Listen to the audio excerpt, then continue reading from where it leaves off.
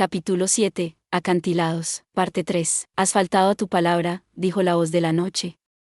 Glenn había jurado que Suin sería liberada y que no se le haría nada. Dos puntos de luz ardieron en los ojos de Glenn, los ojos de cuando volvió a ponerse en pie. Ardían con un tono vermellón. Pedazos de negro llovían a los pies del cazador, y trozos de tierra que se derramaban de la palma de su mano izquierda. Sí, en efecto, no hay nada mejor que una buena comida sólida. Se necesita algo más que viento para llenar la barriga. Cuando Glenn se dio cuenta de que la segunda voz había salido de la mano izquierda del cazador, sus labios soltaron su silbido mortal. El viento gruñó con el sonido de algo cortando el aire. En el instante en que la reluciente onda iluminada por la luna tocó el cuello de Glenn, se convirtió en una sangrienta raya negra.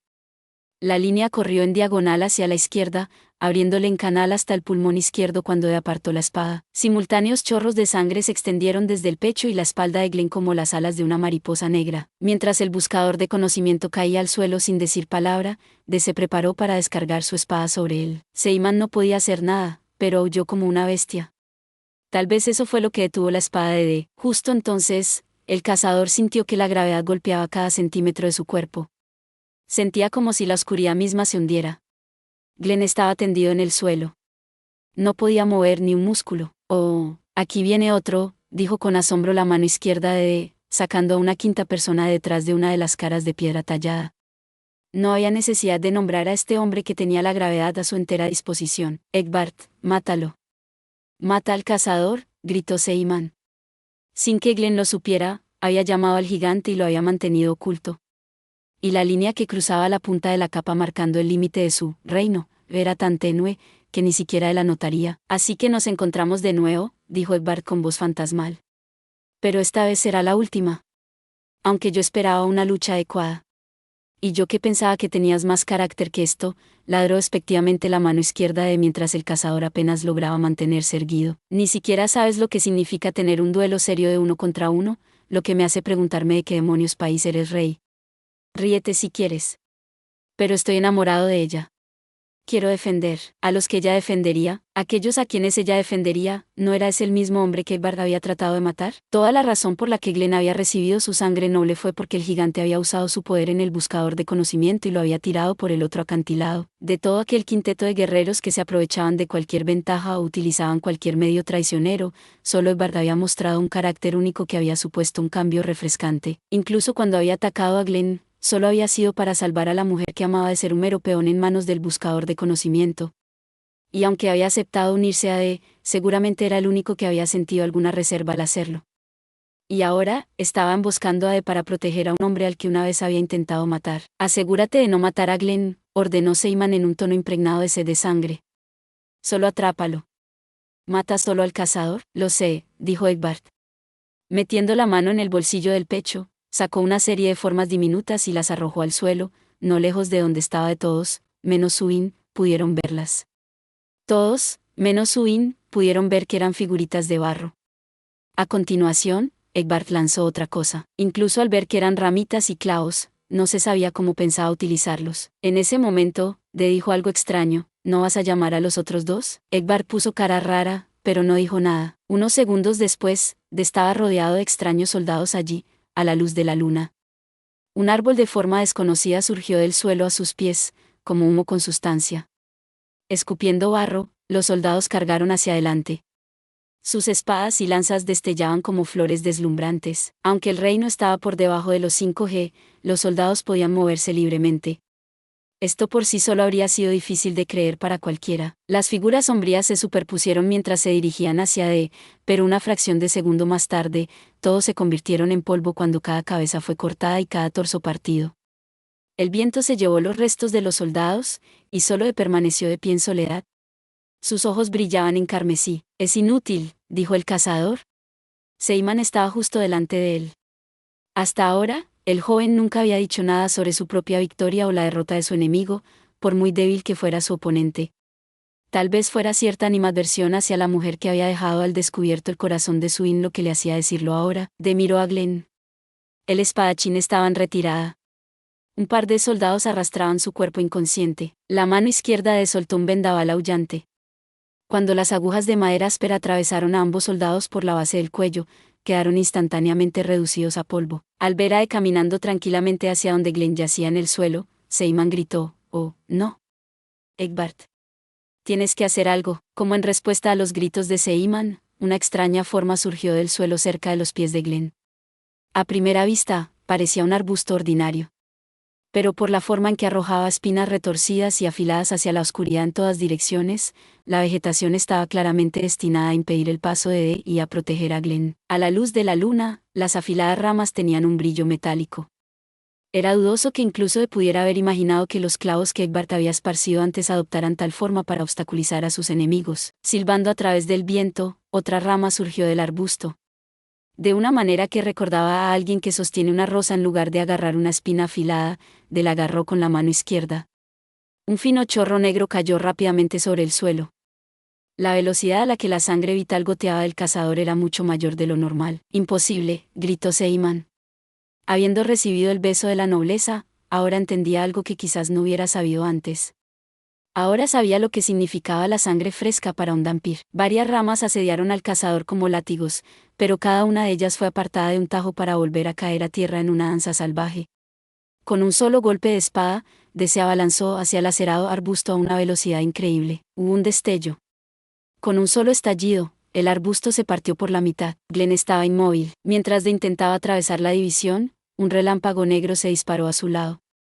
Desviado con un sonido estremecedor, era una barra de hierro. Cambiando de posición, Ed miró al gobernante que acababa de entrar en su propio reino. «Deprisa. Cógelo y vete de aquí», dijo Egbert en tono enérgico a Seaman, que estaba detrás de él.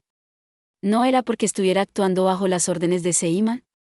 Más bien, arriesgaba su vida porque sabía que se trataba del odiado enemigo de la mujer que amaba. Aunque se había convertido en algo inhumano, este hombre del antiguo código guerrero no había abandonado del todo su antiguo ser. Y por su parte, se colocó justo enfrente del hombre. «Extraño, ¿verdad?», dijo Egbert rotundamente. «No estoy haciendo esto solo para jugar al héroe. Lo digo de corazón. Es así como funciona la mente de un noble». Su única respuesta fue el viento. Como humana, Seaman había arriesgado su propia vida para salvar la de Glenn, al igual que Egbert cuando recibió el beso de sangre. Humanos y nobles, ¿en qué se diferenciaban? «Estoy dispuesto a pagar mi emboscada con mi propia carne», dijo el gigante. «Sé que no puedo ganar, pero te voy a dar». Ed preparó su espada en posición baja. A este hombre que le hacía frente limpiamente, no le dijo: «Es inútil». La gravedad desapareció de repente. Egbert había renunciado a su reino. Ya, respaldado por su nueva sangre noble, el golpe del gigante fue más duro, más rápido y más preciso que nunca, pero los ojos de Ed brillaron de color carmesí y la espada que blandió desde abajo desvió el bastón de hierro, ejecutó un elegante giro en el aire y se deslizó justo a través del corazón del rey que se había despojado de su corona. Incluso después de que Ed volviera a sacar la espada, Egbert permaneció inmóvil. «Así que, ¿la muerte es la verdadera paz?». «Ahora lo entiendo», murmuró el gigante, y sus palabras le siguieron mientras caía al suelo. Dejando caer momentáneamente sus ojos sobre los restos del guerrero, devolvió entonces su mirada hacia el camino. Con Glenn por encima del hombro, Seaman se acercaba a Suin. La mano izquierda del cazador se alzó. Habiendo aceptado la sangre de la nobleza, la hechicera no tendría piedad por el mero hecho de ser mujer. Una aguja de madera sin terminar atravesó el lado izquierdo del cuello de la tentadora y volvió a asomar por el derecho. Seaman se tambaleó unos pasos y le temblaron las rodillas. Sin embargo, seguía sin soltar a Glenn. «Ven», dijo, burbujas sangrientas brotando de sus pálidos labios junto con aquel desafío. La aguja había atravesado la carótida. Naturalmente, no era una herida mortal para un vampiro.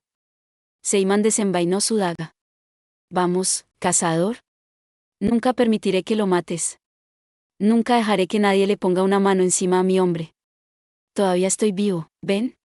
Ven a mí». Aunque su barbilla y sus pechos estaban empapados de sangre fresca, Seaman seguía mostrando una tenacidad increíble. «Eso sí que es algo», comentó con admiración la mano izquierda de Ed. Sin embargo, mientras Ed avanzaba, no había el menor atisbo de emoción en sus ojos. 3 aldeanos habían sido mordidos, y él era un cazador de vampiros. Justo entonces, el mundo entero cambió con un estruendo desde abajo. Hubo un rugido como si algún demonio subterráneo hubiera descargado toda la maldad y el odio del mundo a la vez. Y en lugar de detenerse, el estruendo siguió extendiéndose, mostrando colmillos colosales a la masa terrestre. Por no decir más, fue una gran desgracia que se encontrara en un lugar a unos 3 metros de donde la parte del acantilado que sobresalía sobre el mar se conectaba con el resto de la tierra. La fuerza se apoderó de sus piernas para que pudiera dar un salto, pero el suelo bajo él ya se había desmoronado. Junto con varios cientos de toneladas de piedra, se precipitó de cabeza hacia las oscuras crestas de las olas. Aunque el terremoto que sacudió la zona turística de los nobles destruyó la mitad de aquel vasto territorio, no tuvo casi ningún efecto en la aldea. Las actuaciones musicales del festival siguieron sonando, y la gente pronto borró las miradas ansiosas de sus propios rostros mientras intentaban convencerse de que nada podía salir mal en una noche de verano. Los maremotos ni siquiera eran una preocupación, el nivel del agua solo subió unos centímetros, pero los jóvenes que montaban guardia no corrían peligro, y no ocurrió nada aparte de que 4 o 5 de los fuegos de guardia se apagaran. Un punto de luz brilló en medio de la oscuridad. Su forma no era cónica, sino más parecida a la de un globo terráqueo. Era el cordón de iluminación. La escena que surgió era de pura destrucción. Se habían formado montones de piedra y materiales de construcción, pero el hecho de que las olas que golpeaban los montones de escombros no hubieran cambiado su flujo ni su ubicación parecía indicar que no se habían producido daños graves en la estructura subyacente. Era la zona profunda bajo el castillo de Mainstar. Este lugar seguro como el infierno fue golpeado duro, dijo una voz ronca. Este fue el centro de la devastación, pero parece que las ondas de choque se dispusieron para emanar hacia el exterior. No es extraño que alguien supiera cómo hacerlo. Trepando por los escombros, se adentró en la cámara subterránea, donde los extraños tanques formaban un auténtico bosque de cristal. El agua seguía goteando del dobladillo de su abrigo. Habían pasado menos de 2 horas desde que cayó por el acantilado del Cao. Aunque había vuelto al Cao, obviamente no había rastro de los 2 vampiros, ni tampoco de Subin. Seguramente se la habían llevado con ellos. Mientras Glenn siguiera vivo, ¿seguro que volvería a ponerse en contacto con el cazador? No tenía más remedio que esperar a que lo hiciera. Cualquier emoción que pudiera haber albergado respecto al destino de Subin no podía discernirse en sus apuestos rasgos bajo el juego de luces y sombras pálidas. A medida que el cazador se adentraba más, la devastación adquiría un tono más agudo. Todos los tanques habían quedado destrozados y de sus costados seguían cayendo fragmentos de cristal. En lo que parecía ser el centro de los tanques, se detuvo. Allí se había desatado una energía increíble. Aparte de solo había 2 personas que tuvieran algo que hacer aquí abajo. Pero si alguno de ellos hubiera estado allí abajo, no parecía posible que hubieran sobrevivido. Miró a lo lejos, a la izquierda. Acababa de oírse un chirrido de metal contra metal. Tal vez estaba respondiendo a su luz. Algo pesado rodó por una pendiente. Probablemente un trozo de mampostería. Sacó una aguja de madera, ató el cordón de iluminación a su centro y lo lanzó hacia la fuente del sonido. En el círculo de luz, se veía retorcerse algo que parecía una pata negra. Debía de estar a unos 12 metros de distancia. Oh, ¿verdad?, dijo una voz junto a la cadera izquierda de Saliendo lentamente de un montón de escombros había una máquina acuática familiar, el cangrejo gigante de Gilligan. Ni siquiera desenvainó su espada, y el motivo no tardó en hacerse evidente. En el proceso de extracción, el cangrejo gigante parecía haberse quedado sin energía. Se desplomó hacia adelante, rodó torpemente una vez y luego cayó pesadamente contra la ladera. Una gran guadaña golpeó el suelo junto a los pies de y se detuvo. No se movió ni un centímetro más. Al oír el débil zumbido de un motor, se acercó al cuerpo del cangrejo. Vaya, esto es otra cosa. Le han arrancado los brazos y las patas, dijo la voz, pero la penosa imagen de aquel gigantesco cangrejo despojado de todas sus extremidades salvo una ya estaba grabada a fuego en las retinas de sin embargo, sus patas no habían sido arrancadas por descuido. Cada muñón brillaba con un corte suave y bonito, como si los miembros hubieran sido seccionados por una cuchilla de trinchera. El zumbido del motor aumentó, y la cúpula de cristal del cuerpo del cangrejo giró hacia adelante. La burbuja estaba mucho más nublada que durante sus batallas con debido a las grietas que ahora presentaba. «¿Eres tú, gritó una voz débil al cazador? Estoy acabado. Me las arreglé para resistir contra ti, pero esta vez, simplemente no tenía lo que se necesitaba». «¿Quién te hizo esto?», preguntó cuando finalmente habló. «El profesor Krolok. Se ha dado a sí mismo el poder de un noble, con la cuenta, así es. Continuó el experimento aquí abajo, como yo quería hacer». «¿Cómo llegaste aquí?», preguntó Yo estaba tratando de arreglar las partes que había dañado, mientras que bajo el agua, respondió Gilligan. «Por casualidad, me hundí en el fondo del mar. Y allí abajo, encontré la abertura que lleva de vuelta aquí. Ese bastardo de Krolok. Cuando lo encontré, estaba flotando en uno de esos tanques de cristal, y en el fondo estaba la cuenta, medio disuelta. ¿Qué era la cuenta? ¿Quieres decirme que no lo sabes? Gilligan se rió. Aquí estábamos, arriesgando nuestras vidas, y todo el tiempo, la mayor amenaza para nosotros, ni siquiera sabía lo que era para... Ah, así es la vida, dijo Gilligan, riendo. Hace mucho tiempo. Vi una grabación láser en los archivos de la capital que había hecho un tal noble. En ella, había información sobre nobles que podían vivir bajo el agua. La nobleza en su forma natural no podía hacerlo, pero si usaban un cuerpo humano, podían vivir bajo el agua o incluso a plena luz del día. Pero si hacían eso, entonces una vez al año, todas las impurezas que se acumulaban en su cuerpo, tenían que ser expulsadas. Y eso es lo que la cuenta era. En otras palabras, todo lo que tenías que hacer era analizar eso, y los secretos de la genética humana y noble serían tuyos. Eso era todo lo que sabía.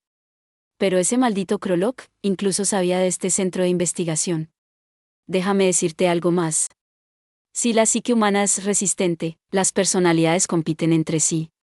Dos mentes en un cuerpo, su voz estiró terriblemente delgada. Yo quería tener el poder de un auténtico noble.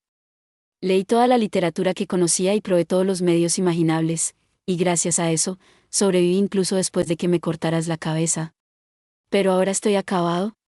Cuando rompí el tanque, ese bastardo flaco sacó este trozo de tela. Lo siguiente que supe, estaba haciendo que el cangrejo se cortara sus propias patas. Después de acabar conmigo, voló el maldito laboratorio. Rápido. Debe haber ido a la aldea. Tiene hambre, quiere sangre. Pero ten cuidado. Es más fuerte que tú. Y otra cosa, lo último que dijo el capo fue como un último suspiro que exprimió de sí mismo. Está loco, y después de eso, Gilligan se quedó en silencio. Fue un final lamentable para él. 2 veces había luchado contra Dean, aquel monstruo mecánico, y las 2 veces había logrado escapar con vida. ¿Qué decía eso del viejo artista si era capaz de derrotar a semejante máquina? Esto no está bien. Será mejor que nos pongamos manos a la obra, porque si no encontramos a Krolok antes de que vuelva a la aldea, habrá que pagar un infierno. Sin esperar siquiera las palabras de la voz ronca, de ya se había dado la vuelta para marcharse. Gracias por ver. Si te gustó este contenido, no olvides darle like, compartir y suscribirte para más videos similares. Nos vemos en el próximo video.